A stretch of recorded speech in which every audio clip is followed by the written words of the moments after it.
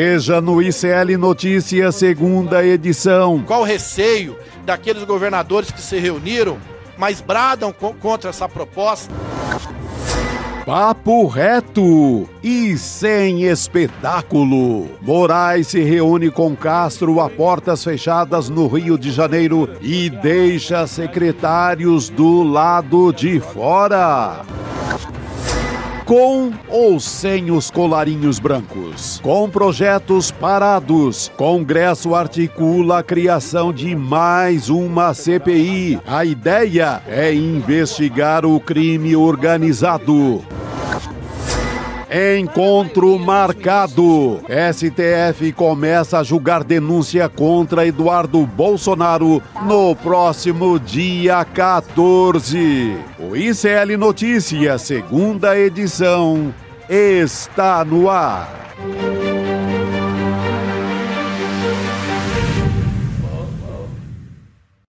Olá, muito boa tarde e vamos juntos começar o ICL de segunda edição desta segunda-feira, dia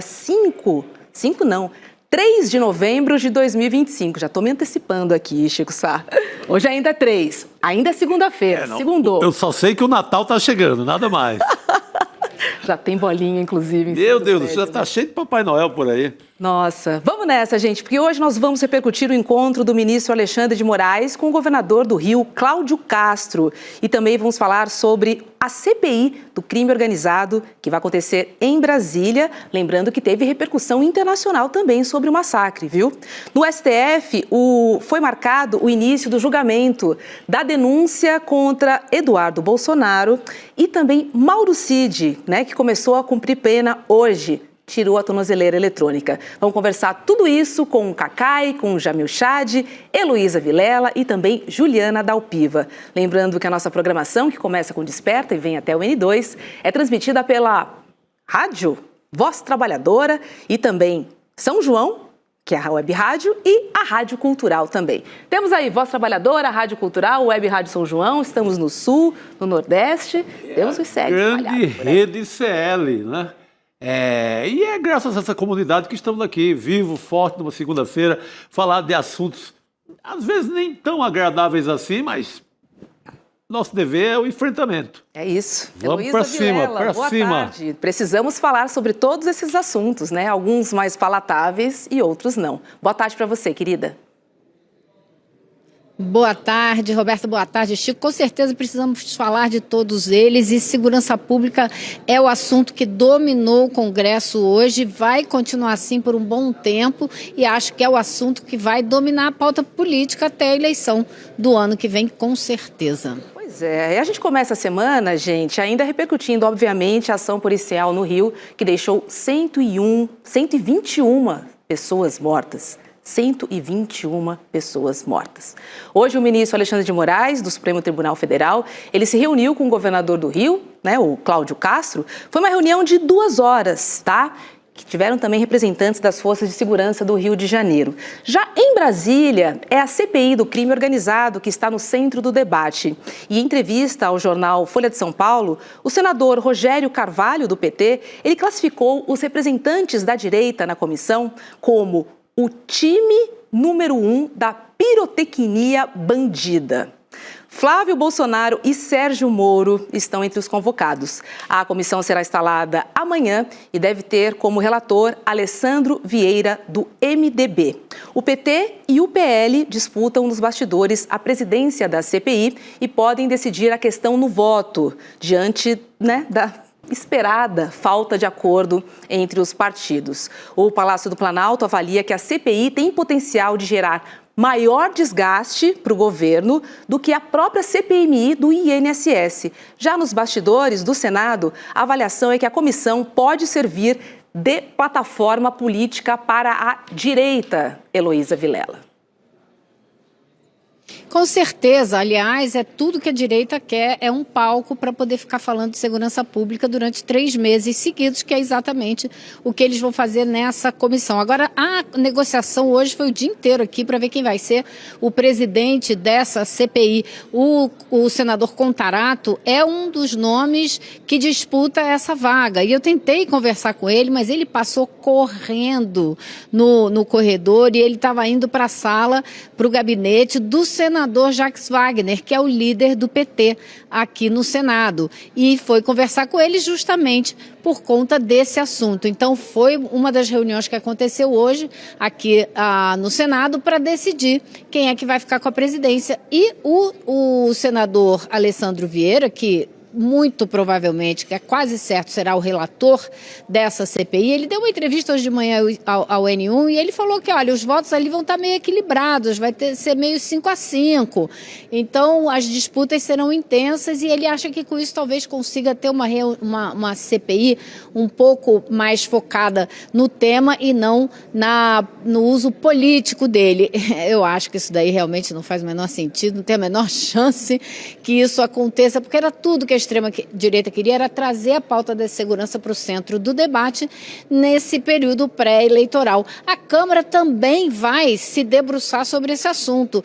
E, pasmem, amanhã será discutido já na CCJ aqui da Câmara essa proposta que quer fazer por força, chamar o tráfico de terrorismo. Isso vai ser discutido já aqui na CCJ amanhã e muito possivelmente vai seguir rapidinho para o plenário da Câmara. Então, muita coisa acontecendo com relação à segurança pública no momento. Eles vão fazer tudo para entregar isso para o Donald Trump. Só que e o problema é que aqui também tem petróleo, assim como a Venezuela, assim como a Nigéria. Eu vejo mais o problema aí. Aqui também tem a Amazônia, que uma invasão da Casa Branca lá e da CIA também faria um estrago. Mas essa parte da CPI, como segurança pública, por mais que a direita negue, é uma atribuição dos governos estaduais. Eu não sei, se o estrago é tão grande como a gente imagina. O assunto do INSS, dinheiro de velhinho, até configurar que vinha desde Bolsonaro, foi um estrago muito pesado para o governo. Duvido que essa CPI agora tenha um estrago equivalente, sabe? Óbvio que pode até dar numa apuração sobre a Secretaria de Segurança Pública da Bahia, que tem sido tão irresponsável quanto a do Rio, quanto a de São Paulo, no trato com a do Ceará, no trato com a questão de segurança pública. Mas é uma atribuição dos estados, é o Derrite aqui de São Paulo, é o Tarcísio, não é o Lula. Tanto que o Lula se enrola mais ao dizer uma frase do que ser culpado, porque o Lula não tem como... Ele vai fazer intervenção no Rio de Janeiro... agora entendo, Elô, esse é um assunto da extrema, essa é a música da extrema-direita. Mas você vai culpar o Lula? O Lula não estava cuidando da segurança do Porto de Santos, é o Tarcísio. O Lula não estava na Bahia, é o Jerônimo. O Lula não estava no Rio, é o Cláudio Castro. Então, fica difícil culpar diretamente o governo pela questão de segurança. Você pode fazer uma festa em cima de uma frase do Lula, em cima de uma tese do PT, uma tese do estudioso que é humanista, mas não vejo onde os caras pegarem assim com tanta facilidade, não. Vai lá, Elô. Olha, Chico, você desculpa, mas eu vou ter que discordar de você. Eu gostaria de ter essa visão um pouco mais otimista que você está apresentando. O problema dessa CPI não é tratar de casos específicos, é tratar da maneira como você se refere ao problema, de que maneira você propõe enfrentar o problema. E aí é que mora todo o perigo, porque a extrema-direita faz um discurso horroroso, que a gente sabe que não resolve nada, porque há décadas, no mundo inteiro, já se tentou esse tipo de ação violenta, de tratar como uma guerra, e que não chegou a nada em lugar nenhum do mundo que a gente tenha notícia. Porém, isso tem isso tem uma pegada na população. Tem muita gente que embarca desavisadamente nesse discurso e acha que a saída é mesmo essa, por até desconhecer os estudos que mostram que isso não funciona. Então, você tem que contar também com o fato de que a imprensa, né, a chamada grande imprensa, não vai ajudar em nada nesse debate, muito pelo contrário, como a gente já viu nos últimos dias, né? Então, vai ser um debate complicado, porque ele não vai se dar em cima de estudos, da realidade concreta, do fato de que essas ações não levam a nada, vai se dar em cima do medo, da ameaça, de potencializar esse medo e jogar em cima do governo federal, não digo, mas da esquerda, né, dos progressistas, a ideia de que a gente que é progressista não quer combater o crime, a gente quer defender bandido, vai ficar nesse discurso raso e que infelizmente tem tração popular. Esse é o meu grande receio, Chico, não é? Se fosse pensar nos pontos que você elencou, estava ótimo, mas não vai ser isso que eles vão fazer. Então, eu acho que vai ser bastante complicado, somada a discussão que vai acontecer aqui no Congresso, que vai tentar tratar o tráfico como terrorismo, que é uma campanha da extrema-direita para trazer intervenção para dentro do Brasil, intervenção dos Estados Unidos, num projeto que não é casual, que não começou por acaso, está muito bem coordenado. Se a gente olhar a linha do tempo, a gente vai ver que está para lá de bem coordenado, como apareceu agora essa história do Cláudio Castro, que estava desde de março, abril desse ano, já tentando convencer os Estados Unidos a tratar o Comando Vermelho, o PCC, como terrorismo, para tentar trazer uma invasão, uma sanção. Tudo faz parte do mesmo pacotinho que o Eduardo Bolsonaro negocia desde março, quando levou um bando de deputados para o Congresso dos Estados Unidos para convencer os congressistas dos Estados Unidos que não tem democracia no Brasil. Então isso já vem a ideia de trazer de fora um golpe que eles tentaram dar aqui dentro, não deu certo. Isso está desde o começo do ano. Agora, Chico, essa CPI podia fazer uma investigação de fato. Ah, mas não vai fazer, né? Não, vai fazer isso que ele não falou, vai fazer o circo. É o circo, né? Não, essa parte, eu creio que a parte mais perigosa é essa segunda parte que a Elô tocou, que é a questão dessa intervenção. Uhum. De repente, qualquer facção no Brasil vira narcoterrorismo, e eles, embora esteja longe, é difícil classificar isso como terrorismo, porque não há um objetivo político no PCC. Não há objetivo político no Comando Vermelho, não não tem uma entidade política ali por trás. É uma bandidagem, é só bandidagem. Ideologia, não tem. Não tem ideologia de terrorismo. Mas essa parte eu concordo, eu acho que é perigoso. Eles enquadrarem e justificar qualquer tipo de intervenção. Então, sem intervenção, você já vai ter o dedo dos Estados Unidos na eleição do próximo ano. Imagina como a intervenção declarada. Aí sim mora o perigo, é um perigo gigante. Pois é, o Brasil ficaria muito vulnerável, exatamente, né? E você sabe, Roberta, Chico, que teve hoje, está tendo, né? Eu tive que sair antes de acabar para poder conversar com vocês, mas está acontecendo uma audiência pública na Comissão de Segurança Pública aqui da Câmara, com a presença do diretor-geral da Polícia Federal, Andrei Rodrigues, para discutir a PEC da segurança pública, essa PEC que o governo mandou para o Congresso, né, para ver como aconteceria, como seria. E foi feita ali uma denúncia a respeito desse problema do terrorismo. Por quê? Por que chamar de terrorismo se você não vai aumentar a pena, se você não vai mudar a maneira de combater? Basta você mudar a lei que determina como que você penaliza quem se envolve no tráfico. Você não precisa chamar de terrorismo para isso. Então é uma falácia, mas é uma falácia com objetivo muito claro, para fazer o que o Eduardo Bolsonaro não conseguiu até agora, né? Uma intervenção mais firme dos Estados Unidos, sanções ainda mais duras contra o Brasil, ou seja, trabalhando contra o governo, contra o país. É o que Cláudio Castro fez e hoje o líder do PT aqui na Câmara disse que ele tem que ser julgado por isso. Não se trata nem de impeachment, é um crime que ele cometeu e pelo qual ele tem que ser julgado. Então é muito sério o que ele fez. Pois é. Olha que curioso, gente. A maioria dos estados comandados por governadores, né, que integraram o autoproclamado Grupo Consórcio da Paz, eles registraram aumento na letalidade policial em seus estados. O número de mortes provocadas por policiais aumentou durante as gestões de Tarcísio de Freitas, Jorginho Melo, Ronaldo Caiado, Ibanez Rocha e o Eduardo Riedel, todos integrantes do consórcio. Hoje teve uma sessão na Câmara para discutir segurança pública e o crime organizado, como a Elô comentou aí. E o deputado Alencar Santana, do PT, questionou o medo de governadores de direita de buscar uma ação unificada contra o crime organizado. Vamos ver um trecho. Eu não entendo o medo de a gente aprovar uma proposta. Qual o receio daqueles governadores que se reuniram, mas bradam contra essa proposta? Qual o receio de ter uma ação coordenada, todo mundo à mesa discutindo, dialogando sobre ela e garantindo não só o processo de inteligência, mas uma ação muito mais eficaz? E porque nós temos que combater o crime de diversas maneiras, deputado Mendonça. O crime visa dinheiro. E nós temos que impedir que ele ganhe dinheiro e pegar a grana dele.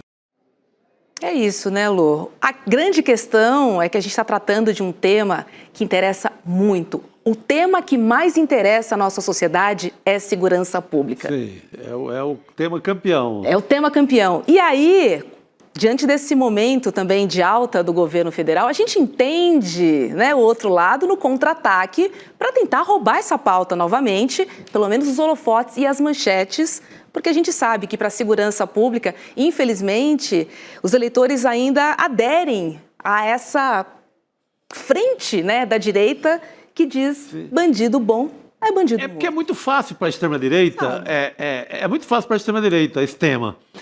Porque basta dizer assim, vamos sentar o dedo e matar e pronto. Porque você pega, o que o Tarcísio tem feito pela segurança pública de São Paulo? Nada. Ontem mesmo mataram uma menina lá em Sapopemba, que veio com o pai de Sorocaba, a menina assassinada covardemente, assim, na frente de todo mundo. Isso é Tarcísio de Freitas puro. Cadê a polícia? Cadê? Não sobra nada para ele, desde que ele diga, não, mas vou matar todo mundo. Pronto. Para a esquerda, teria que resolver a história. Então, é muito fácil você ser de direita e de extrema-direita e lidar com esse tema. Basta você fazer o que o Cláudio Castro fez e pronto. Sai matando, puxa o gatilho na favela e está resolvido. Para a esquerda é difícil, porque a esquerda Faz tem... de conta que tá... a esquerda tem valores que ela defendeu ao longo da vida. Humanismo, defesa dos mais pobres. Então, fica difícil você fazer a mesma coisa.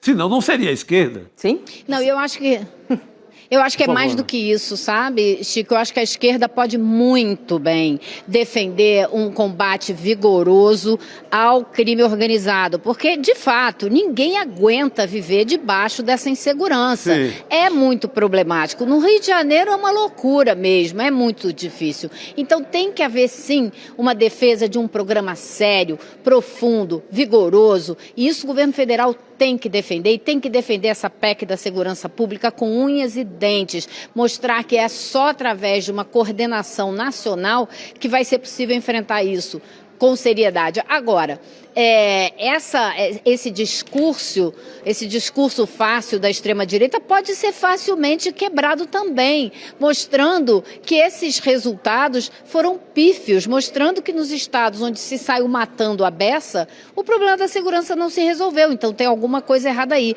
E vou dizer para vocês o que muita gente aqui nos bastidores anda dizendo para responder essa pergunta do deputado Alencar. Perguntou por que esses deputados não querem a PEC da segurança, por que eles têm tanto medo assim de deixar que a Polícia Federal coordene esse trabalho? Porque eles não comandam a Polícia Federal. Então, no âmbito do Estado, é o que muita gente aqui diz, eles conseguem controlar as coisas. Se tiver um problema chegando na mesa deles, na família deles, nos amigos deles, eles podem segurar as pontas. Mas se tiver na mão de uma investigação da Polícia Federal, aí vai ser um pouco mais complicado, porque ela não vai ter a proximidade com as autoridades locais que as polícias locais têm. Então você bota uma entidade de fora do Estado para ajudar na investigação com mais independência. E é isso que muita gente diz, que esses governadores morrem de medo. Aí não vão enfrentar de forma alguma. Você mesmo, Elô, mostrou em reportagem aquela história do Caiado, por exemplo, do assassinato de uma pessoa ligada ao governo lá de Goiás. O assessor da campanha. O assessor da campanha. Ali, se eu tenho a Polícia Estadual na minha mão, que era o caso do Caiado, está resolvido. Eu afasto um aqui, outro acolá e eu abafo a investigação. Se vai uma Polícia Federal investigar aquele tipo de crime que o Caiado é apontado como um dos envolvidos, ele está frito, ele está ferrado. Então essa é que é a mudança. O primo dele... Dando um exemplo prático do que você acabou de falar. E por isso mesmo que eles pediram a federalização do caso, que até hoje não saiu. Eles queriam, a exemplo do que aconteceu com Marielle Franco, que só quando o caso foi federalizado é que ele se resolveu, né? E que andou. Eles queriam a federalização do caso também, para conseguir tirar das mãos do Estado e trazer para a esfera federal, para poder apurar de fato e punir os culpados. Assim como a perícia dos corpos, né? Que o Ministério Público Federal foi proibido de acompanhar essa perícia. A perícia feita pelos próprios policiais, pela Polícia Civil que esteve na operação. Complicado assim, né, Elô? Difícil, inclusive, de acreditar. Impossível, eu diria, né, Roberta? Impossível de você fazer uma apuração decente dessa maneira, né? Pois é. Deixa eu falar um pouquinho sobre o tenente-coronel Mauro Cid, porque ele é o primeiro condenado, né, do núcleo 1 da trama golpista a começar a cumprir pena. Cid não apresentou recurso, né, e por isso já teve o julgamento concluído com pena de 2 anos de reclusão em regime aberto. Depois da audiência de hoje no STF, Cid retirou a tornozeleira eletrônica. Heloísa Vilela.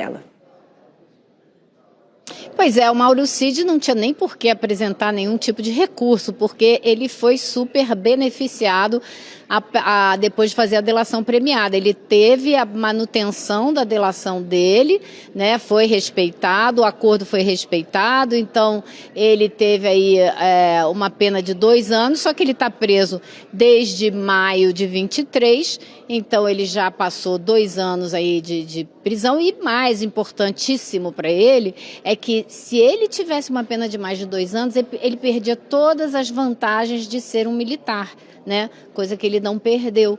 Então, para ele era vital. E agora ele é o único que vai estar em uma espécie de liberdade. Ele vai estar em casa e tal, ainda tem um tempo de regime aberto, né? Mas ele tá livre, acabou para ele. Tudo resolvido, tá tudo uma beleza. E caso das joias, caso da carteira de vacina, caso da tentativa de golpe, enfim. Livrou a família toda. Mas delatou, deu com a língua nos dentes e se livrou a família. Exatamente, que para ele era essencial também, né, Roberta? Exatamente. Uma delação que valeu muito a pena, né? Muita coisa. Esse caso dele é um incentivo a novas delações. É uma bela propaganda de como vale a pena delatar. Está livre de tudo, né? Praticamente um voa, canarinho voa, tá? O passarinho cantou e passarinho voou. Tá na boa agora. Elô, nós estamos combinando hoje, viu? Tá tem Jura? Guardei aqui um amarelo reinante aí. Exatamente, tem um amarelo reluzente aqui. Muito bom. É ouro. É ouro que reluz. Isso é ouro. Querida, obrigada, viu? E uma ótima semana pra gente. Vamos que vamos. Beijo. Vamos lá, até amanhã, pessoal. Boa noite, querida. Chega mais, Rodrigo. Então, da cor do canarinho, não é que o Chico falou aí? Voa cedinho. Voa, canarinho voa. Isso é música da Copa de 82. Música do Zico, do Júnior, daquela turma lá, do Júnior. Quando o short dos jogadores ainda era pequeno, né? O velho Júnior. Era outro lateral do Flamengo, depois meio campista. E, Rodrigo, estávamos falando aqui como o Mauro Cid se deu bem, né? Assim, se deu bem mesmo. Ele sai, hoje ele entregou a tornozeleira, né? Devolveu a tornozeleira, recebeu algumas orientações, ele não pode sair do Brasil e tal, porque ele queria ir para os Estados Unidos logo, né? Mas fora isso, deu certo, a delação para ele foi um bom negócio e teve um papel fundamental para ajudar na condenação, né? Você vê que o tempo todo a liderança bolsonarista tentou desacreditar essa delação, porque sabiam que seria importante na condenação, né? Se eu fosse ele, ficava esperto com esses caras. Né? Porque você não está lidando com amadores, você está lidando com milicianos. Então eu ficaria muito esperto. Brasília já teve bolsonaristas armando bomba para explodir aeroporto. Tem uns caras muito perigosos no entorno do Bolsonaro. Por isso que o Mauro Cid já mandou avisar que, se puder, ele vaza rapidinho para os Estados Unidos. Assim que puder, né? Assim que puder, né? Por enquanto não pode. Ele tem que cumprir mesmo em liberdade. Esses 2 anos ele tem que se apresentar, acho que uma vez por semana. Como é que dormir em casa também, todos os não pode dias. Dormir fora de casa. Se eu fosse ele, ir embora.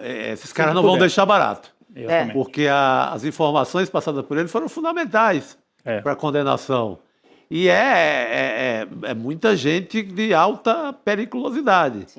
Você pega general dentro daquela operação que iria matar o Lula, o Alckmin e o Alexandre de Moraes. E Mário Fernandes, né? Mário Fernandes, aquele pessoal do punhal verde e amarelo. Sei não, eu acho que o canarinho fica melhor se... É melhor esse canarinho piar lá na Flórida. Melhor. Eu sei que aqui tem palmeira onde canta o sabiá, mas é melhor lá fora. É verdade. Deixa eu trazer um recado muito bacana, porque tem lançamento do novo livro do Edu, gente. Ele foi eleito, você sabe, como um dos economistas do país, um dos melhores, né? E autor de 5 best-sellers, incluindo o finalista do prêmio Jabuti, A Intenção Primeira. A gente falou bastante desse livro aqui. Dessa vez, Eduardo Moreira está prestes a lançar a sua obra mais ousada e provocadora. Ele que está dizendo isso, hein? É o livro É Só um Jogo e Se Nada Disso Fosse Real. Esse livro conta com uma linguagem simples e aprofundada, que só o Edu tem, a gente conhece bem como é que o Edu fala, como o Edu escreve, então uma linguagem muito acessível, muito fácil para a gente entender nesse novo livro que questiona a realidade que vivemos e construímos as nossas relações mediadas por inteligência artificial. O lançamento oficial, com um desconto exclusivo para quem adquirir a obra durante o evento, será neste domingo, dia 9 de novembro, às 8 horas da noite. Domingo, 9 de novembro, às 8 horas da noite. Você sabe que esse evento é gratuito e online, mas você precisa garantir a sua vaga. Corre lá em icl.com.br/livro e não perca a chance de mais este lançamento revolucionário. Vem mais livro por aí. É isso aí, aperta o dedo, se inscreve, porque vale muito a pena. Isso. Pois é. Vamos chamar a Juliana Dalpiva? Tá pronto, deve ter. Para o N2 de hoje. Oi, Ju, já me escuta? Boa noite para você, querida. Seja bem-vinda. Boa noite. Boa noite, Roberta, Rodrigo, Chico. Boa noite para a nossa comunidade. Segunda-feira começando aqui, cheia de notícia, né? Uma semana bastante importante, tanto aqui no Rio quanto em Brasília. Segunda que já começa com uma reunião a portas fechadas e sem entrevista à imprensa, né? A gente está falando do encontro do ministro Alexandre de Moraes com o governador do Rio, Cláudio Castro, e também representantes das forças de segurança do Rio de Janeiro. Bom, segundo o G1, participaram da reunião o secretário de Segurança Pública, o Victor Santos, o secretário da Polícia Militar, o coronel Marcelo de Menezes, o secretário da Polícia Civil, o delegado Felipe Cury, o procurador-geral do Estado, Renan Saad, e o diretor da Superintendência-Geral da Polícia Técnica Científica, o Valdir Ramos. E aí temos uma apuração aí da Bela Megali, da Folha de São Paulo, que diz que alguns secretários chegaram a ser vetados para participar dessa reunião. E ao justificar a medida, uma integrante da equipe de Moraes teria dito que o ministro estava indo para uma reunião de trabalho, não um espetáculo. Juliana Dalpiva, o que será que aconteceu nessa reunião, hein?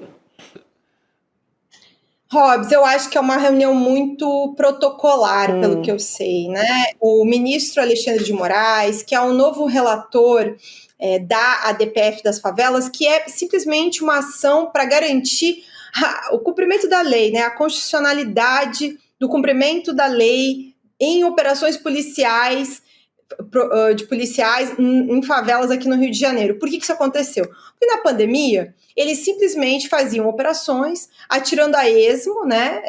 Sempre se fala que usa inteligência, só que aí subiam a favela, as pessoas em casa, se protegendo do vírus, né? Do coronavírus, e aí, ainda assim, vítimas de bala perdida, que, enfim, é um termo até bastante complicado de usar dentro dessa situação. faz a DPF. Era do Fachin, o Fachin vai para a presidência do Supremo, ficou com Alexandre de Moraes em função disso. E aí o que o ministro me parece ter vindo ao Rio de Janeiro foi porque ele tomou uma série de decisões na semana passada, informando as autoridades aqui no Rio de Janeiro, em outras palavras, estou de olho, quero os relatórios, quero saber como essa operação foi planejada. Ele foi bastante cobrado, até o ministro Dino, na semana passada, chegou a criticar, né, a quantidade de mortes, o modo como tudo isso se deu. Então ele veio, essa reunião é a portas fechadas, secretários foram barrados, por quê? Porque só entrou dentro dessa reunião quem estava na petição que o Alexandre de Moraes informou a decisão dele na semana passada. Foi basicamente esse o critério.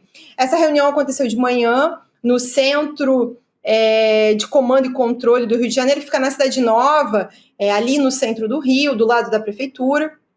E de lá, ele almoçou com o Cláudio Castro no Palácio Guanabara.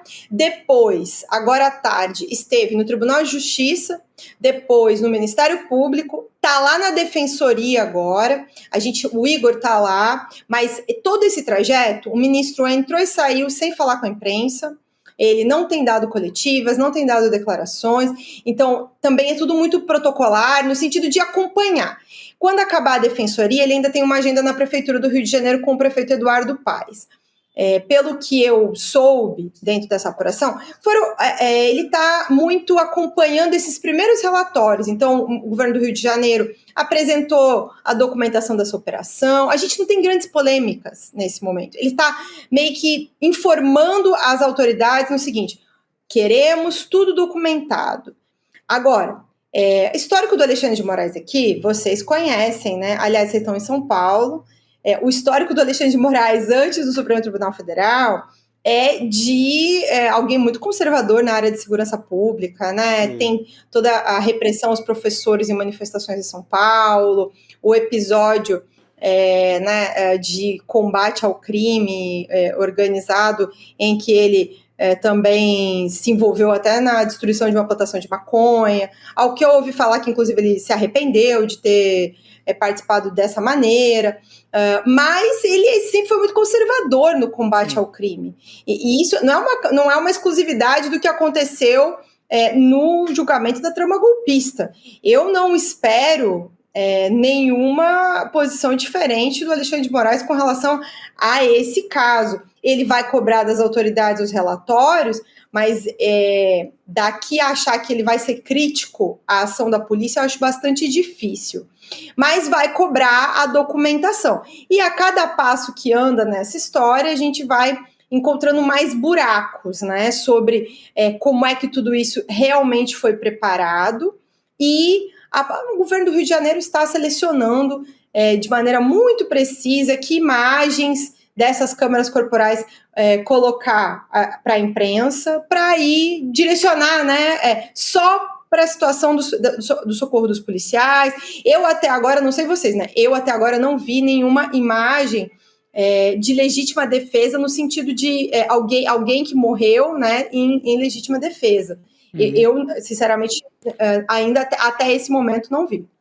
Juliana, até ontem a gente viu que houve uma operação aí, né, de divulgação dessas imagens, selecionar as imagens. O programa Fantástico da TV Globo ontem à noite trouxe uma edição. Eu até certo ponto entendo, quer dizer, quem está ali na redação pega essas imagens, dá audiência, etc, etc. Não acho que seja necessariamente que o jornalista estava junto com o governador. Mas o governador, sabendo disso, passa para o pessoal o que ele quer, porque sabe que vão usar, né? Sabe que vão usar. Então, Juliana, há uma operação organizada, né? Eu queria, se você pudesse comentar um pouco mais sobre isso. E, por exemplo, não apareceram as imagens do momento em que acontecem as execuções, né? Porque foram mortas muitas pessoas dentro da mata. Apareceram as imagens dos policiais cercados, infelizmente um que cai com a mão, parece muito ferida, o outro que cai e é ajudado pelo colega e me parece até que falece logo depois, morre logo depois, mas não tem nenhuma imagem ali do cerco na mata e de como é que eles morreram. Estas imagens vão aparecer e o Alexandre de Moraes botou no documento que ele mandou para o Rio de Janeiro que tem que ceder todas as imagens. O que a polícia está fazendo é o contrário do que o Alexandre de Moraes pediu. A polícia está jogando logo as imagens que interessam para o governo do Estado antes que o Alexandre de Moraes tenha se é que vai ter a íntegra destas imagens. Será que elas vão aparecer, Juliana, as imagens, inclusive do momento do cerco na mata? Boa pergunta. Eu já ouvi na coletiva na semana passada a informação pelo próprio secretário de Segurança, o Vitor Santos, de que não foi possível substituir algumas baterias das câmeras corporais ao longo da operação. No sentido de vacinar, né? Olha, não sei se a gente vai ter imagem até o início da noite. E aí a gente já trouxe essa matéria na semana passada com os primeiros boletins de ocorrência que a gente teve acesso, que eu consegui acesso lá com a fonte, demonstrando que, e as imagens mostravam isso também, né? Pelo menos 2 policiais morreram logo no início da operação. Então, quando o grosso do confronto acontece na mata, eles já tinham sido atingidos. Os outros já tinham essa informação, né? Antes da CORE e do BOP chegarem, que são os batalhões de elite, e aí, enfim, eu entendo o uso das imagens que apareceram ontem. Eu só gostaria, como o Rodrigo menciona, que a gente pudesse ter acesso a tudo, que era para poder, de fato, olhar como um todo e não direcionadamente só aquelas, né? E também, assim, a questão da própria transparência dessa operação. Isso está na imprensa, mas a gente tem a Defensoria Pública reclamando o tempo todo do acesso a esse tipo de informação. Isso é um problema. Se estivesse público já, mais órgãos de comunicação poderiam ter acesso, também poderia analisar. E o que a gente vem trazendo, né, Rodrigo? A gente vem tentando entender as informações dessa operação. Pelo menos 14 pessoas não tinham nenhum tipo de anotação criminal. E no documento que a própria polícia está disponibilizando, tem uma informação lá de por dados das redes sociais, identificado envolvimento com o Comando Vermelho. Aí que dados das redes sociais são esses especificamente, né? Eu comecei a checar um desses e eu não vi absolutamente nada nos perfis indicados de que a pessoa teria ali no perfil dela algum tipo de informação dela com o Comando Vermelho, ou mesmo armada. Não sei se em outras imagens, mas não tá... dar um cheque em branco para a polícia acreditar nisso dessa forma. O UOL também estava com uma matéria hoje à tarde de que 4 nomes identificados entre os mortos não morreram. Então, assim, tem um monte ainda de informação para ser esclarecida com relação, inclusive, a mortos, presos. Uma quantidade muito grande, né? Estamos falando de 230 pessoas, pelo menos. Então, até a gente compreender esse todo, vai levar muito tempo. Só que aí também tem um outro detalhe, que eu acho que é uma coisa que a gente tem, na medida em que analisa os dados parado para analisar, tem toda uma legislação que critica já há alguns anos e prevê uma série de maneiras sobre como expor presos, réus, investigados. E aí, assim, não estão poupando nada nem ninguém, né? Tudo quanto é tipo de imagem, dado pessoal. A lei de proteção de dados foi não vale, com os céus. Né? Só vale para eles. Não vale porque essas pessoas não têm um sobrenome que é amplamente conhecido, porque de figurão eu nunca recebo denúncia por CPF, entendeu? Endereço, telefone. Então, assim, tem uma exposição muito grande, ao mesmo tempo em que, aí até em certa medida, né, a gente começa a conferir e ver os problemas também, mas não está tendo nenhum tipo de cuidado. Inclusive, ontem tinha uma imagem que chamou muita atenção, né, a quantidade de corpos do lado externo do IML que tinham sido identificados. Porque isso foi uma imagem que eu fiquei pensando na semana passada. A gente nem cabe tudo isso tudo dentro do IML do Rio de Janeiro. A não tem geladeira, né? Num único dia. É um volume muito grande. Pois é. A exposição disso é a crença total na propaganda que esses corpos farão para eles. Os votos, junto né? ao eleitorado, né? Esses corpos da periferia, eles servirão de marketing eleitoral pesado. É a mesma coisa do governo de Sergipe, quando expõe as cabeças de Lampião,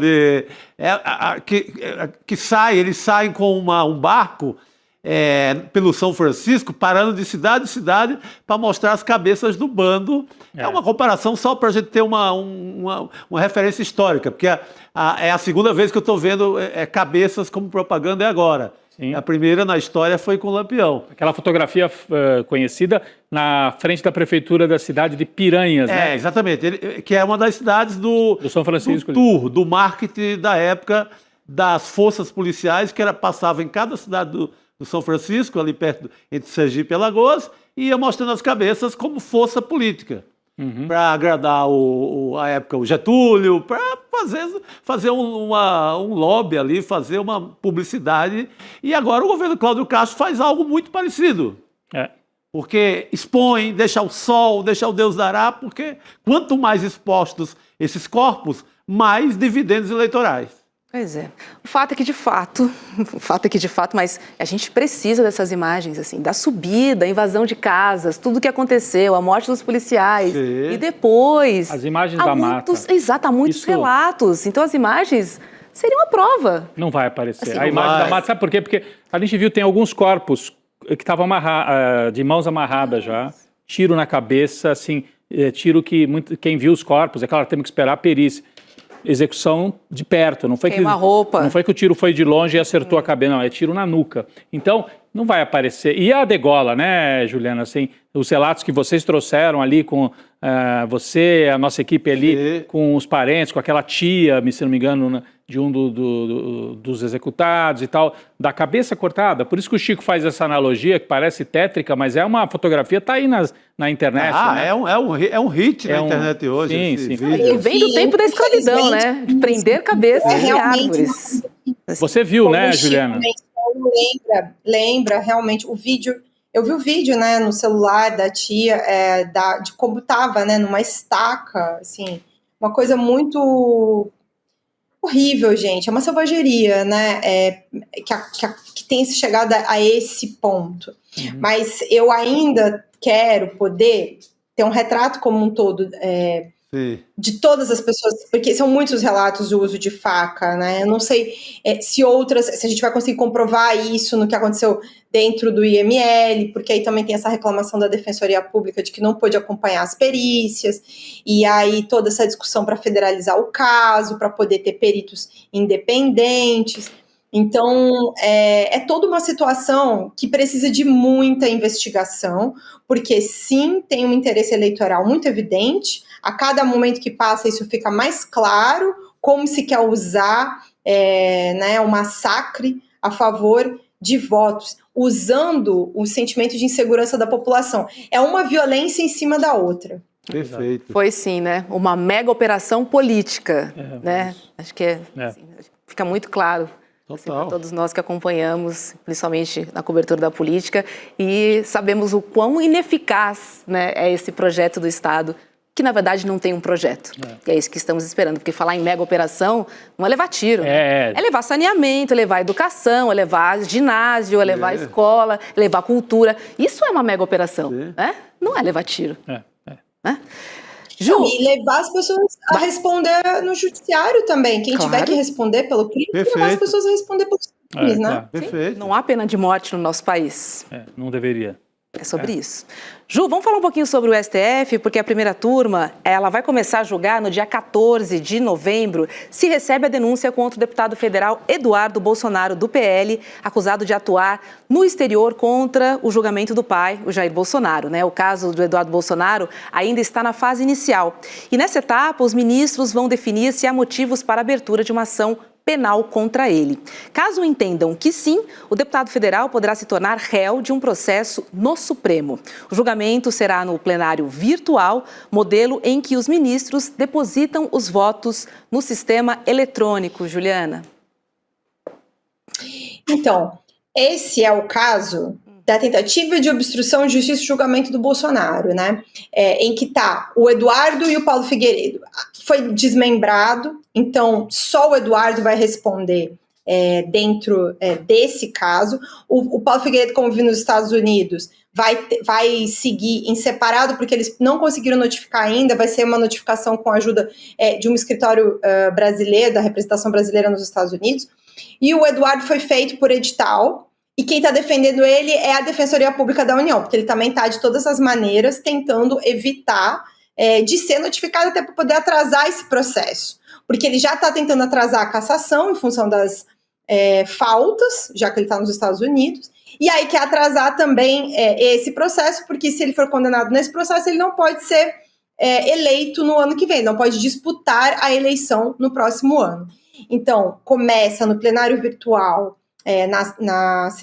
no dia 14 e vai até o dia 25. Mas eu preciso fazer uma agenda geral aqui. Essa denúncia é a denúncia do Eduardo, mas a partir desta sexta, o Supremo começa a julgar os recursos do núcleo crucial. Agora há pouco vocês mostraram a notícia que eu subi na coluna mais cedo. O Cid é o primeiro a começar a cumprir a pena, transitou em julgado, o caso do Cid, então ele foi lá, tirou a tornozeleira, recebeu as orientações, e os demais que recorreram, porque o Cid não recorreu, ele aceitou o benefício que ficou baratíssimo, né? Ficou assim, promoção. Tipo isso. E aí, exatamente, ficou promoção, gente. Né? Mês da Black Friday, o Cid levou a Black Friday dele cedinho, né? A dele e da família toda, né, Ju? É que assim, não dá para negociar o benefício pela família, né? É para o Cid. Mas é que nem teve ainda, né? Não se concluiu o caso das joias, que é onde está o pai dele. Aí tem que ver lá com a PGR como essa situação vai ficar. Mas no que diz respeito ao Cid, ficou essa promoção aí baratíssima, já levou, e até ele já pediu para que seja contado o período em que ele estava preso. Então, ele foi condenado a 2 anos. A gente não tem com precisão o número de dias, né? Então, assim, o Cid foi preso em maio de 2023, ficou preso preventivamente até fazer a colaboração premiada no começo de setembro. Aí depois tem um período que é prisão domiciliar, e aí em 2024, quando tem aqueles áudios da Veja, ele fica lá mais cerca de 1 mês, 40 dias preso. Então, ele deve ter cerca de 6, 7 meses preso. O restante, ele cumpre em regime aberto. Tem uma série de questões, recolhimento noturno, proibição de algumas coisas que ele não pode fazer, e não pode se ausentar do país, porque tinha realmente um desejo de morar nos Estados Unidos. Eu vi vocês comentando mais cedo que era para ele se cuidar com o pessoal do Bolsonaro. Eu te confesso que a minha preocupação, Chico Sai, algumas vezes até externei isso, a pessoas ali ligadas à investigação. Minha preocupação do Cid ir ao exterior é ele ir para o exterior e aí começar. Não, porque eu fui obrigado. Porque eu fui condenado. Porque eu fui perseguido. Porque foi isso que ele fez o tempo inteiro, né? Ele participar da campanha de descredibilização do judiciário brasileiro. Eu acho que, nesse momento, esse risco é menor, porque justamente não fechou o caso das joias ainda, e o pai dele está lá dentro. Então, o general Lorena Cid ainda não está total. Ele foi indiciado pela Polícia Federal. Nesse caso, não teve um desfecho de denúncia ainda. Pode ter, dependendo do que acontecer, né, adiante. A princípio, ele começa a cumprir essa pena em regime aberto e deve estar no ano que vem já livre, leve, solto, sem dever nada a ninguém. Pela contagem, mais ou menos, né? E aí a gente vai, a partir dessa sexta-feira, porque é uma semana o julgamento do plenário virtual dos demais réus do núcleo crucial, para essa contagem regressiva em torno de quando é que vão mandar cumprir a pena dos demais. Ou seja, onde é que Jair Bolsonaro vai cumprir a pena. Não só ele, né? General Paulo Sérgio, General Heleno, Almir Garnier, vai, assim, encher a instalação das instalações militares, né? Ou a Polícia Federal. Acho muito difícil de terminar na Papuda, mesmo os demais. Acho que deve ser ou uma instalação militar ou na Polícia Federal. Acho muito difícil mesmo de ir para Papuda. Agora, essa contagem, que é a semana do dia 20, né? É a semana em que eles podem tentar mais algum recurso, e aí não sei exatamente se o ministro Alexandre de Moraes vai decidir sozinho ou vai submeter de novo, mas é o desfecho provavelmente acontece aí a partir da próxima sexta-feira, né? A partir do dia 15, provavelmente 15, 16, não sei se já no final de semana, né? Porque fecha o julgamento no dia 14, aí tem o fechamento dos votos, eu acho que deve ficar para o início da outra semana, na semana ali do dia 20 de novembro. Perfeito. E tem ainda o julgamento do núcleo 3, que começa na semana que vem. Então, enfim, o horror da selvageria, da violência aqui no Rio de Janeiro vai começar a voltar a dar espaço no noticiário para Brasília, porque esse é um mês realmente, como chama o núcleo crucial, é um momento também crucial para saber o desfecho dessas prisões. Pois é, e a gente acompanha, né, com Juliana Dalpiva, nosso time em Brasília, enfim, qualquer novidade sobre esse processo, do núcleo 1 ao núcleo 4. Tá chegando a hora, Pois é, essa prisão, né, será papuda, não será, né, como é que vai ficar toda essa história? Estamos de olho. Juliana Dalpiva, obrigada e uma ótima noite para você. Obrigado. Bom descanso. Boa noite, querido. Um beijo, querido. Um beijo. Olha, vamos começar agora com o Jamil Chad, porque teve repercussão internacional, sim, né, do massacre nos complexos do Alemão e da Penha, no Rio de Janeiro. Oi, Jamil, já está por aí? Boa noite para você. Conta pra gente, a ONG Human Rights Watch já denunciou graves falhas na investigação? Boa noite para todos vocês. E olha, de fato, esse caso está tendo uma repercussão no exterior muito grande, mas eu não quero falar da repercussão na imprensa, não é nessa repercussão, é muito mais, como você citou, a repercussão que está tendo nas organizações de direitos humanos, tanto da sociedade civil, como nas organizações como a ONU, a Comissão Interamericana de Direitos Humanos e tantas outras organizações que estão olhando para o caso do Brasil com muita preocupação. Vamos começar pela Human Rights Watch. Quem é a Human Rights Watch? É a entidade americana, não estamos aqui falando de nenhuma entidade comunista, socialista, é até uma entidade de direitos humanos, mas eu diria liberal, com um comportamento, eu diria, muito próximo às democracias ocidentais. Nós não estamos falando nenhum representante do BRICS aqui, tá? Só para a gente colocar no contexto. Mas é, sim, uma das principais organizações de direitos humanos no mundo hoje. E ela traz justamente um primeiro informe apontando para todas as falhas na investigação do crime. Então, ou do que aconteceu naquele momento. E aí, entre outras coisas. Primeira delas, o fato de que o local não foi isolado. Então, aquelas mortes aconteceram e, claro, tudo ali foi absolutamente modificado de lugar, invadido, inclusive sem nenhum tipo de proteção. Então, resguardar o local onde essas mortes aconteceram era fundamental para a investigação. Isso não foi feito. Os corpos tampouco foram, de alguma forma, protegidos. Foram, inclusive, levados para uma praça. Né? Nós vimos isso, todos nós vimos isso. Isso, claro, afeta diretamente na capacidade da investigação. Um outro ponto fundamental, acesso às informações.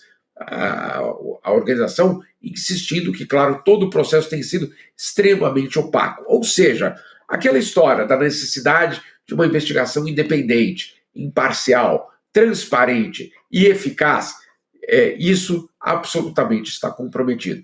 Aqui não significa, olha, então a operação deveria ter acontecido de um lado ou de outro, não é a questão, vamos dizer assim, estratégica da operação, é saber em que condições aquelas pessoas foram mortas. Só isso. Ninguém aqui está questionando pessoas, mas fazer uma investigação.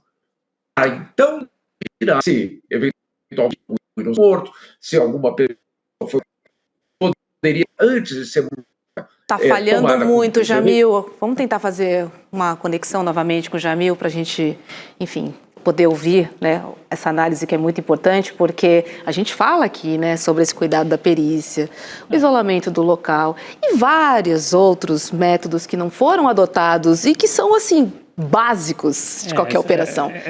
Para quem diz que foi uma operação planejada, está deixando a desejar, né? Sim, não, ela foi planejada justamente para ter esse efeito que ela teve, e dentro do planejamento provavelmente estava não preservar o local das execuções, porque o governador sabia desde o começo que havia um cerco na mata. Até no dia da operação, na terça, ele falou: a polícia levou os bandidos para dentro da mata porque ali é melhor para fazer o cerco e tal. E aí chama a atenção porque não houve um isolamento, passar aquela fita, né, que você tem em torno do local, porque ali havia dezenas de corpos e eles não preservaram, deixaram tudo solto, né, Chico? Sim. E no dia seguinte os próprios moradores foram buscar os corpos e desceram para aquela praça, já sem as roupas, né, de maneira desorganizada. Justamente a polícia fez isso para que não houvesse condição de ter uma perícia. De como é que morreram? Preservação zero. Zero. Cuidado nenhum, né? E além dessa cascata que não tinha bateria, as câmeras não tinham bateria suficiente, né? Não deu para trocar a bateria das câmeras da polícia. Ah, não dá, né, Jamil? Voltou, né? Não, inclusive essa questão das câmeras é colocado em vários dos alertas. Como assim você faz uma operação desse porte com 2.500 homens e aí esquece de colocar na noite anterior as câmeras para carregar? Tem alguma coisa, obviamente, estranha nessa explicação. Insisto, essa é uma questão de investigação. Ninguém aqui está dizendo qual é a conclusão da investigação.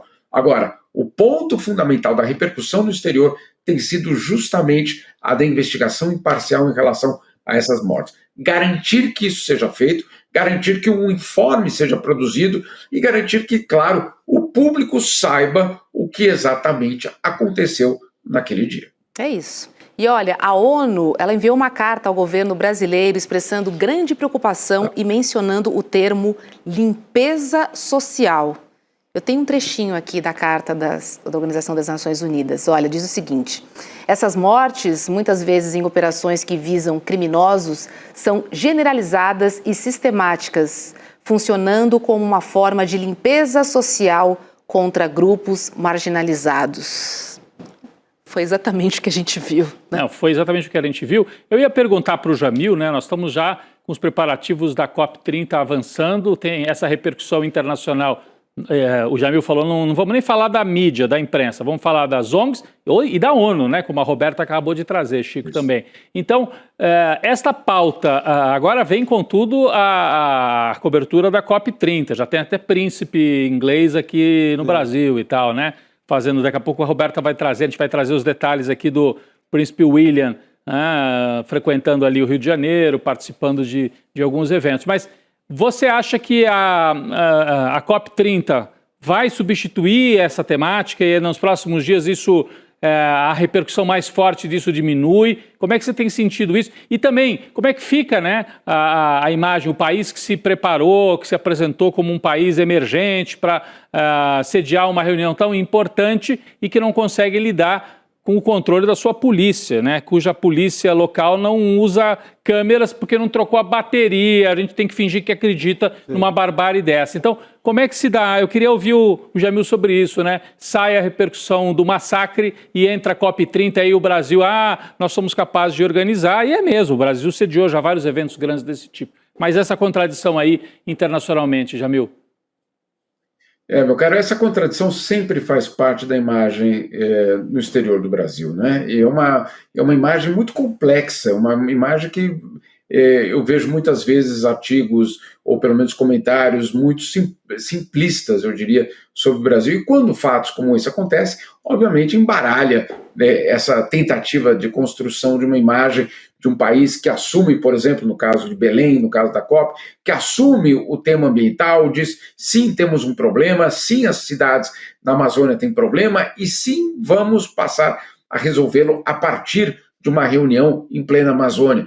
Ao mesmo tempo, você tem toda a consequência de um tema que não é novo. Eu insisto, essa questão da polícia dentro da ONU, da polícia brasileira dentro da ONU, é lidada desde que eu estou, pelo menos aqui. Isso faz 25 anos. Ou seja, não é olha que surpresa, agora a violência policial é algo a ser, a gerar uma preocupação.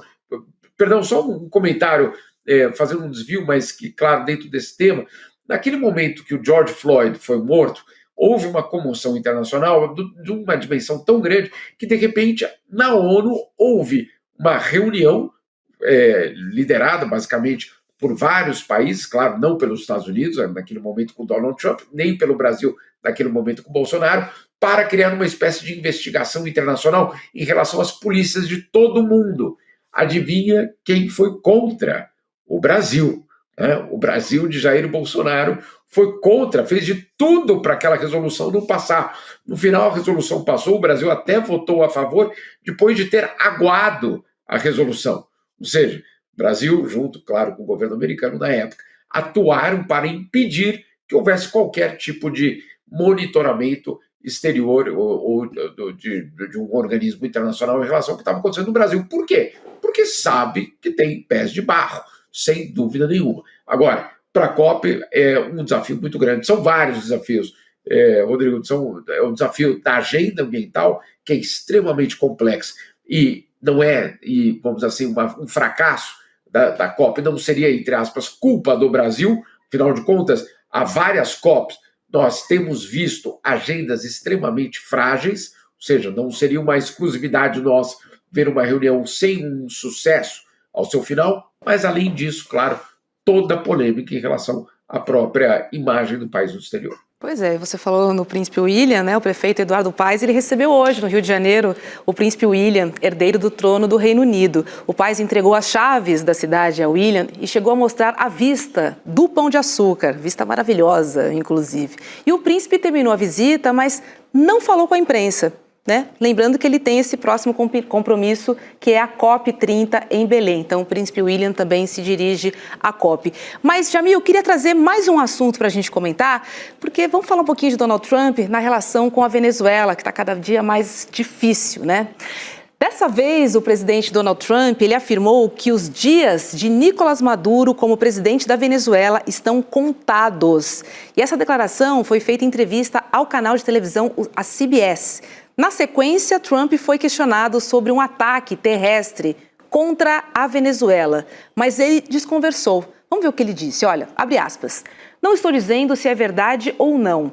Eu não estaria inclinado a dizer que eu faria isso, porque eu não converso com uma repórter sobre se vou ou não atacar.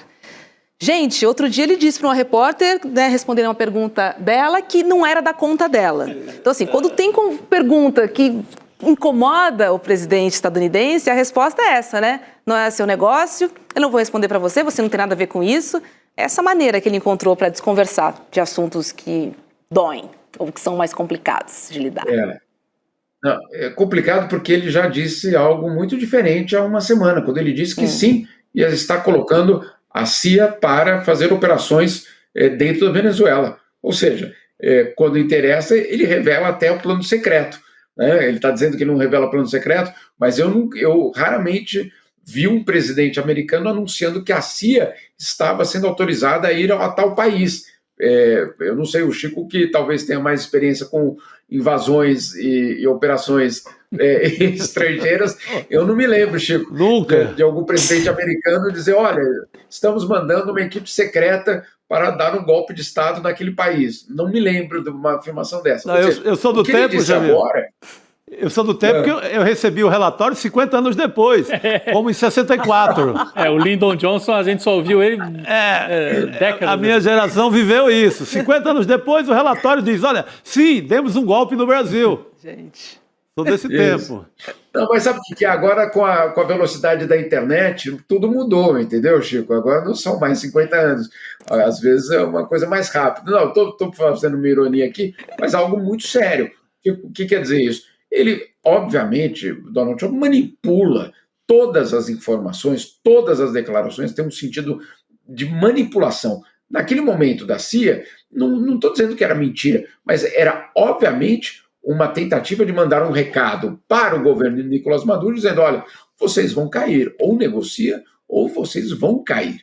Né? Então, é uma ameaça, não é mais do que um dispositivo da CIA entrando nos Estados Unidos, mais do que isso, o que fica claro é que era uma ameaça sendo feita publicamente. Os navios ali na costa da Venezuela são ameaças públicas. Tem até um detalhe que eu queria até trazer aqui para vocês, que é curioso. Muitas vezes o governo americano fala que os ataques aconteceram contra esses barquinhos em águas internacionais. Bom, eu fui ver as fronteiras marítimas no Caribe. Vocês já fizeram isso? Eu recomendo ver as fronteiras marítimas do Caribe. Não tem água internacional, uma encosta na outra, né? É tudo colado um no outro. Caramba. É tudo colado um no outro. Gente, calma aí. Então, se não tem água internacional, tem duas opções. Ou estão usando águas territoriais de alguém que está autorizando, né? Algum país ali da região que está autorizando isso acontecer, ou está acontecendo uma violação de soberania. Ponto final. Só tem essas duas opções. Né? É verdade que é difícil colocar aqui sem um mapa, mas Porto Rico é um mar territorial dos Estados Unidos. Então, dá uma possibilidade, claro, para o governo americano agir dentro do seu próprio mar territorial em Porto Rico. Mas o que eu quero dizer com isso? Nada, absolutamente nada que é dito pelo governo de Donald Trump, a gente deve considerar como valor de face. Né? Vamos lá ver se essa última frase dele dizendo você acha que eu vou dizer se eu vou fazer uma operação? Eu talvez, claro, não sei se eu teria tido essa rapidez, dizer para ele, calma aí, mas o senhor semana passada anunciou a CIA indo para os Estados Unidos, para a Venezuela. Então sim, o senhor já fez isso antes, porque a minha pergunta vai nessa direção. Enfim, é uma enorme manipulação, é um enorme desafio cobrir Donald Trump, sem dúvida nenhuma. É complicado, né? Porque ele fala isso e já vira e chama o próximo, né? Eu lembro da entrevista antes do encontro com Lula, foi bem isso. Sim, né? Falou, não é da sua conta. Você pode falar agora. Você nem tem tempo de falar. Ele é o comandante de um grande programa, como se fosse o chefe de um grande programa de auditório em que os repórteres estão ali e ele é o âncora do programa. É isso, mais ou menos. Escolhe quem pode perguntar, quem não isso. pode. E aquela ocasião, semana passada, da sua porta-voz, da Caroline Leavitt, que um repórter fez uma pergunta para ela na sala de imprensa e ela rebateu dizendo, a tua mãe. Né? Você imagina com essas palavras, a tua mãe. Ele perguntou quem é que autorizou tal fato e a resposta oficial da Casa Branca num briefing oficial foi a tua mãe. Ou seja, é um desafio. Donald Trump ainda não encontrou a Heloísa Vilela numa dessas, viu? Sorte dele. Jamil Chad, querido, obrigada. Boa noite para você. Valeu. Boa noite, querido. Hein, Elô, nessa coletiva? Ele ia ver, ele ia ver. Mãe. Vamos ver. Vai ser um pouco diferente, seu Donald Trump. Olha só, daqui a pouquinho, às 7 horas da noite, coladinho no N2, tem Chico Pinheiro entrevista. Desta vez, o convidado é o pastor Henrique Vieira, deputado federal pelo PSOL, também ator e escritor. Então, vai ser muito importante esse papo, porque eles vão conversar sobre a atuação do pastor, deputado, né, que tem desafiado o conservadorismo e provocado o público a refletir sobre questões urgentes. Estou falando de teologia negra, justiça social e também a pluralidade que a gente tanto fala da identidade brasileira que precisa de seus representantes. Vamos assistir um trechinho da entrevista. A maior parte hoje do segmento evangélico, que é plural, não é um bloco fechado, monolítico, com um líder e todo mundo pensando do mesmo jeito. Uma igreja católica, né? Não é. A maior parte do campo evangélico hoje está nas chamadas igrejas não denominacionais. Então, por exemplo, não é Assembleia, não é Universal, mas também não é Batista, nem Presbiteriana. São essas igrejas que se multiplicam no dia a dia. As pessoas se unem em torno de um carisma, da Bíblia, da pregação, de uma liderança, daí alugam um espaço e tem uma nova igreja evangélica. Que igreja é essa? É universal? Não. É Assembleia? Não. É do protestantismo histórico? Não. Mas qual é a autodeclaração ali? Nós somos evangélicos. Então é importante entender que o campo evangélico é complexo. Ele não é só formado por grandes igrejas e a base evangélica é, sobretudo, feminina e popular e negra. É isso. Acesse icl.com.br/Chico para receber o link da transmissão. Lembrando que o CP Entrevista começa coladinho no N2 às 7 horas da noite. É só ficar ligado aí, na verdade não desplugar da nossa programação. Automaticamente a gente já vai ali para o Chico Entrevista, tá bom? A gente vai voltar a falar um pouquinho mais sobre o que o Supremo Tribunal Federal vai fazer, que é começar o julgamento no dia 14 de novembro, isso por meio do plenário virtual, da denúncia apresentada contra o deputado federal Eduardo Bolsonaro pela atuação dele em favor de sanções aplicadas pelos Estados Unidos contra autoridades brasileiras. Ele foi denunciado pela Procuradoria-Geral da República por coação em processo. A PGR afirma que Eduardo e o blogueiro Paulo Figueiredo, eles atuaram junto ao governo dos Estados Unidos para atrapalhar o andamento do processo da trama golpista e também livrar Bolsonaro da cadeia. Vão votar os ministros da primeira turma, que já condenaram os integrantes da cúpula da trama golpista e réus do núcleo de desinformação de plano de golpe. Quem chega para conversar com a gente é o Cacai. Cacai, boa noite para você. Tem uma dúvida aqui, ó. O Fux vota também ou não? Não. Olá, tudo bem? Boa noite. Boa noite. Estar aqui com vocês. Não, ele não vota não. O Fux já não é mais da primeira turma, né? Se fosse um processo que ele tivesse começado a votar, por exemplo, nos embargos que estão para ser decididos, ele pode votar. Porque ele começou a votar, ele deu voto e tal. Acho até que talvez ele não vote, porque ele não quis votar sequer na questão das penas, porque ele tinha absolvido e tal e tal. Mas no processo que já começou o julgamento, ele poderia votar. Esse processo não, ele hoje não é da turma, a turma está com 4 ministros. Neste caso, a vantagem é sempre da defesa, porque o empate em processo criminal é da defesa, né? É pró-defesa, mas ele não participará do julgamento. Ô Cacai, e vai haver aí, vai acabar embolando, né? Porque na sexta-feira agora, dessa semana, o plenário virtual começa a julgar os embargos de declaração do Jair e do Núcleo Crucial, dia 7 começa, né? Pode se estender por 4, 5 dias, pode se estender até o fim da outra semana, e aí quando estiver acabando os embargos do Jair, o filho entra nessa fila, pai e filho, assim, fazendo fila. Só que no caso do Eduardo, até para o nosso público entender, né? No caso do Eduardo ainda está naquela fase inicial, é o recebimento da denúncia, né? Qual a sua expectativa em relação a essa denúncia contra o Eduardo Bolsonaro? Isso deve avançar, deve andar relativamente rápido no Supremo Tribunal Federal. E estão dizendo que vai andar separado, né? Paulo Figueiredo desmembrado, o Eduardo Bolsonaro é que vai ser julgado primeiro nesse caso da obstrução, né? Bem, em primeiro lugar, começa sexta-feira, dia 7, os embargos, né, do Jair. Do golpe, e termina dia 14. Então é assim que funciona. Eu até já disse aqui uma vez, eu sou contrário a um processo criminal, qualquer ele, especialmente um dessa importância, ser julgado virtualmente. Mas assim é que decidiu a primeira turma. Agora, o processo do Eduardo Bolsonaro, eu também acho que deveria ser um processo presencial.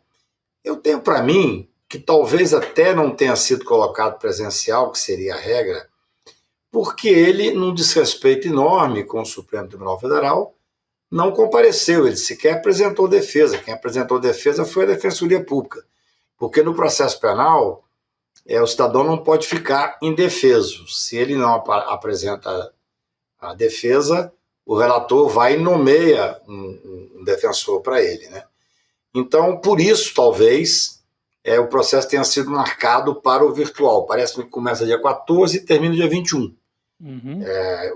Essa é a regra dos processos julgados virtualmente, né?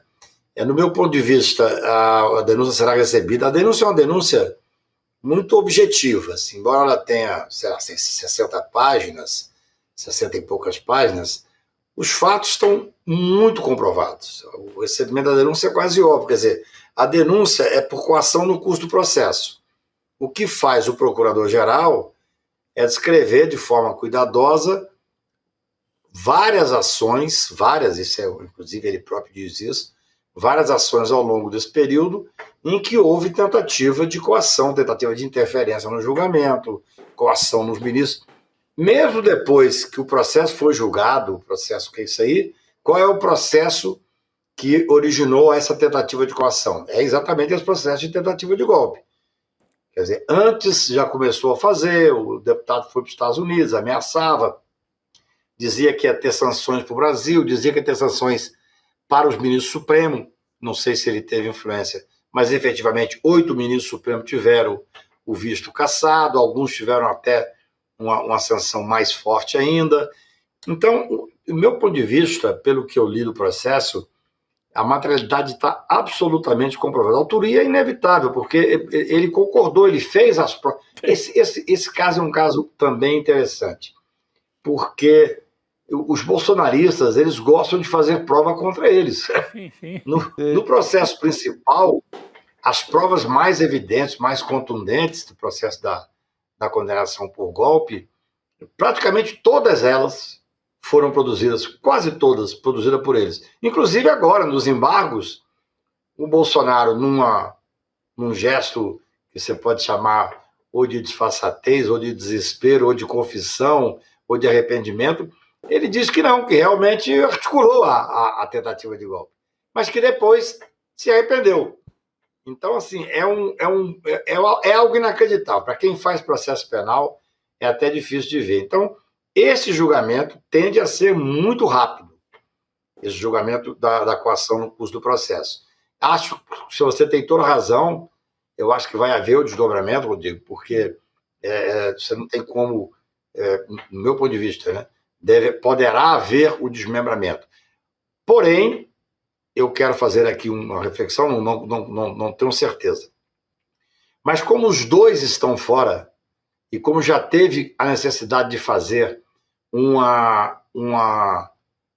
a defensoria atuar, talvez não seja necessário fazer o desmembramento. Tá certo? Eu não acompanhei para saber como é que foi feita a tentativa de intimação. Eu sei que especificamente do Eduardo Bolsonaro foi por edital. Então, é um processo com alguma simplicidade, porque quer dizer, é a prova evidente que já está feita, de certa forma, que eles tentaram, até se jactando. Eles tinham assim, uma certa prepotência, né, especialmente o Eduardo Bolsonaro, uma prepotência, assim, ele falava, eu vou fazer as sanções, como se ele mandasse no presidente americano, como se ele mandasse nos Estados Unidos, né? Tinha lá a relação específica com determinado secretário, e isso ele fazia com muita prepotência. Assim, ele confessou esse crime diversas vezes. É um crime feito por televisão, um crime feito nos discursos dele. Então é um processo que deverá ter uma rapidez bastante rápida, bastante considerável. Foi uma farta produção de provas contra ele mesmo. Ele anunciava em live, estou aqui na frente de tal edifício X, vou entrar aqui e falar com tal autoridade, vou sair com uma sanção ao ministro X do STF. Então, tem um roteiro, é muito evidente. Daquela incrível capacidade que eles têm de produzir farta da quantidade de prova. Não há o que falar, né? Quase no mesmo nível dos chamados patriotas que invadiram os palácios e gravavam os vídeos. Estou aqui dentro do STF, estou aqui no 8 de janeiro, né? Quase no mesmo nível, porque era o Eduardo. Estou aqui, vou entrar na Casa Branca para pedir sanção e tal. Relógio, pá. Grava aí, guarda aí para me julgar depois. Quase isso, né, Chico? E eles diziam já o que era o objetivo da reunião. Que era uma sanção. Eles nomeavam a autoridade com as quais iam se encontrar. Então não tem dúvida alguma de ninguém. Não tem. É um processo em que a prova está produzida. É claro que a defesa tem que ser ampla, tem que ser dado a eles o direito absoluto de fazer a defesa que julgar conveniente, mas é um processo que deverá ter um andamento rápido, não tem muito o que fazer. Quer dizer, vocês vão ser ouvidos, as testemunhas que forem nomeadas, arroladas, serão ouvidas com um prazo muito curto de tempo, e não há nenhuma prova, não tem perícia, não tem nada. Quer dizer, ninguém pode negar aquilo que ele fez de viva voz, de forma absolutamente consciente, em diversos meios de comunicação. Então, eu acho que é um processo rápido, e é bom que isso ocorra, sabe? Porque você veja bem, Chico, tem uma questão, você tentar interferir num processo judicial é muito grave. É muito grave. Eu falei isso durante a instrução do processo. Falei, gente, é inacreditável que a gente esteja vivenciando um processo desta gravidade no Supremo Tribunal Federal e um deputado federal que ainda se dá o direito de ficar fora do país, já devia ter sido cassado há muito tempo. Recebendo salário. Recebendo salário, inclusive. Não é só salário, não, é verba de gabinete, uma série de... Mantendo a estrutura, né, Cacá? Toda a estrutura. Então, assim, mas para mim, tudo é grave. Mas o mais grave é um deputado federal sair do país, atentar contra a soberania nacional, atentar contra os interesses brasileiros e ainda querer fazer uma interferência absolutamente clara, tecnicamente falando, em um processo em curso na Suprema Corte. Eu acho que o Supremo fez muito bem em colocar esse julgamento agora. Repito, do meu ponto de vista, deveria ser um julgamento não virtual, presencial, para que os advogados pudessem falar, para que as pessoas pudessem acompanhar. Porque o julgamento virtual, como é que acontece? Marca para o dia 14. Quando é na meia-noite do dia 14, quando começa o dia 14, o gabinete vai e posta lá, no ambiente virtual, o voto. Então, todos nós teremos acesso. Você vai lá, entra, está lá o voto do relator. E depois os outros vão postando quando julgar conveniente. Posta, pode ser no último dia, pode ser em 2 dias, 3 dias, e a gente vai acompanhando. Mas não tem, eu diria, não tem a completude que deveria ter qualquer processo criminal ser obrigatoriamente presencial. Mas já está decidido, o Supremo vai fazer virtual. Eu penso que antes mesmo do dia 21, esse processo estará seguramente julgado sob o prisma de recebimento da denúncia, como bem disse o Rodrigo. Cacá, e para fechar, eu queria voltar a falar sobre o massacre no Rio de Janeiro, que resultou em 121 pessoas mortas, sendo que a polícia já admitiu, né, que 17 delas não tinham ficha criminal. É o seguinte, a deputada estadual, a Renata Souza, do PSOL, ela protocolou um pedido de impeachment contra o governador Cláudio Castro na Assembleia Legislativa. Além disso, deputados já encaminharam à PGR um pedido para federalizar as investigações da operação que a gente está falando aqui. Vamos ver um trechinho do que ela disse. Nós entramos com um pedido na Procuradoria-Geral da República pedindo para que essas investigações sejam transparentes. O que isso significa? Que seja federalizada. A federalização garante que os órgãos federais possam fazer o trabalho que hoje está prejudicado no estado do Rio de Janeiro. Porque, sem dúvida nenhuma, o Ministério Público também esteve envolvido nessa operação. A Polícia Civil diretamente envolvida. Então, eu entendo que há conflitos de interesses aí que pode colocar, sem dúvida nenhuma, em risco uma investigação transparente e com lisura. Cacá, já vou passar para você, mas vale lembrar que o Tribunal Superior Eleitoral ele marcou para amanhã a análise de 2 ações que podem levar à cassação e à inelegibilidade do governador do Rio, por abuso de poder político e econômico nas eleições de 2022. Cacá, você acredita nessa federalização? Olha, em primeiro lugar, é importante essa ação de tentar federalizar, eu acho que é correto.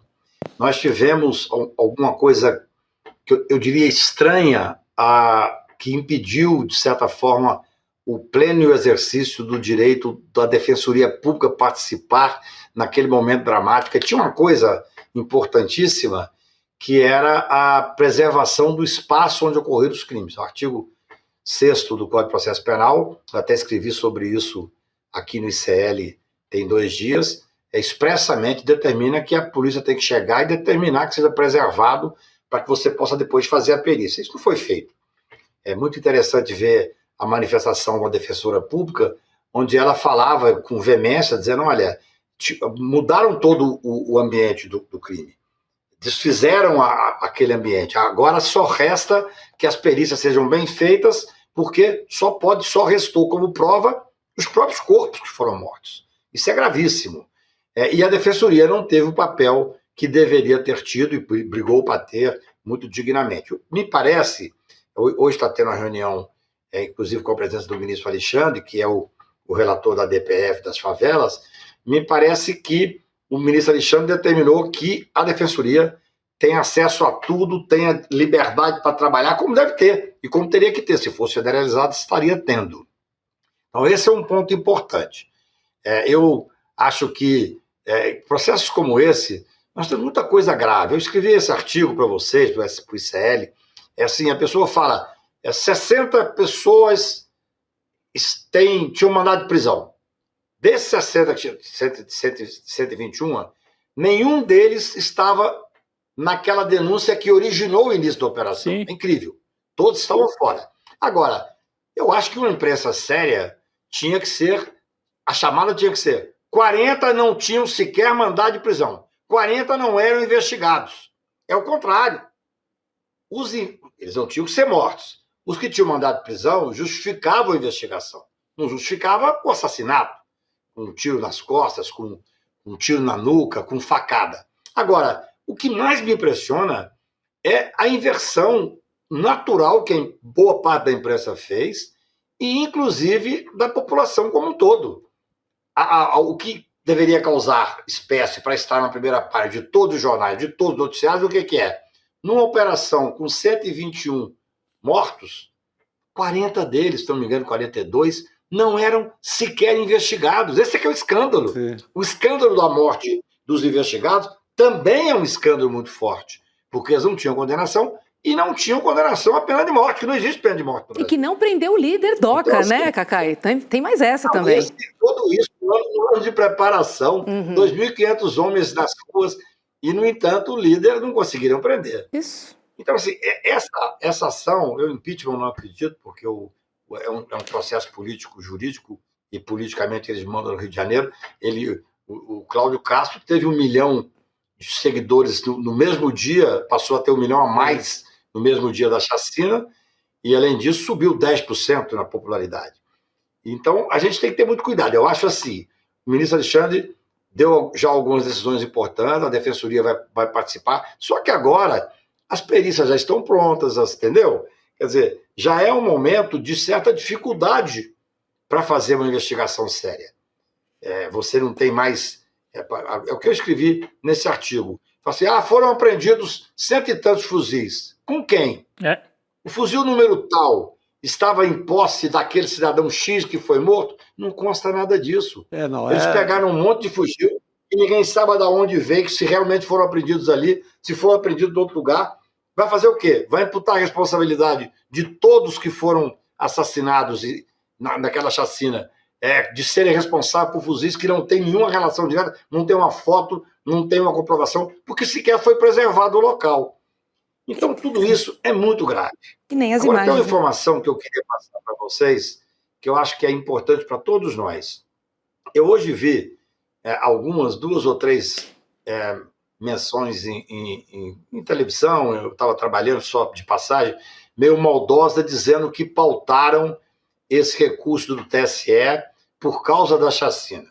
Isso não é verdade. A ministra presidente do Tribunal, Carmen Lúcia, ela pautou porque a relatora, que é a ministra Galotti, está se aposentando não, está saindo do Tribunal. O TSE, os mandatos são muito curtos. Então, quando lá o ministro, não sei se é 2 ou 3 anos, mas quando vai terminar, Chico, é natural que o ministro relator peça, olha, eu estou terminando o meu mandato e eu quero julgar esses casos que estão pendentes. Então, eu vi muita maldade em cima da ministra Carmen Lúcia, que ela pautou porque vai querer caçar em função da chacina. Zero. Não é por causa disso. Acho até, e a especulação é que o voto da ministra Isabel Galotti é um voto muito duro, e a especulação, eu não vi, não tenho informação.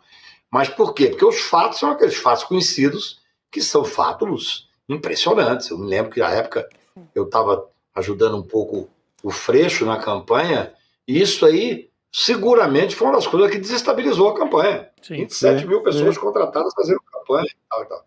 Mas só para deixar claro que isso não está pautado em função da chacina. Importante. Está pautado porque a relatora, é importante isso, que a relatora vai se aposentar. Tanto é que eu acho que vai ter pedido de vista, não vai terminar o julgamento agora. É verdade. Só para ficar isso bem registrado, até em homenagem à ministra Carmen Lúcia. Perfeito, Cacai. Obrigada pela informação.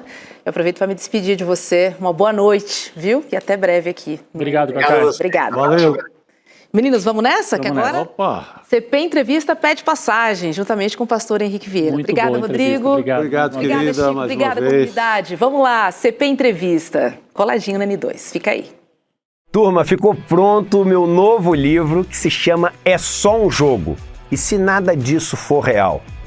O livro que eu escrevi até hoje, é o 13º livro que eu escrevi, que eu mais gostei de escrever. Uma provocação filosófica, assim, super inovadora, traz conceitos de matemática, filosofia, física e discussões que todos nós temos no nosso dia, mas de uma maneira totalmente nova. E eu diria até num estilo que revoluciona esse tipo de literatura. Eu vou lançar esse livro no dia 9 de novembro, um domingo, às 8 horas da noite, e vou falar sobre tudo o que está acontecendo, que as pessoas não têm nem ideia nesse mundo da inteligência artificial, e explicar para vocês de onde vieram os insights desse livro. E até vou ler um trechinho para vocês. O mais legal é que, além desse encontro incrível, vocês vão ter a oportunidade de adquirir o livro por um preço super especial e autografado. É o livro que eu mais gostei de escrever. E eu acho que vai ser o livro que vocês vão mais gostar de ler.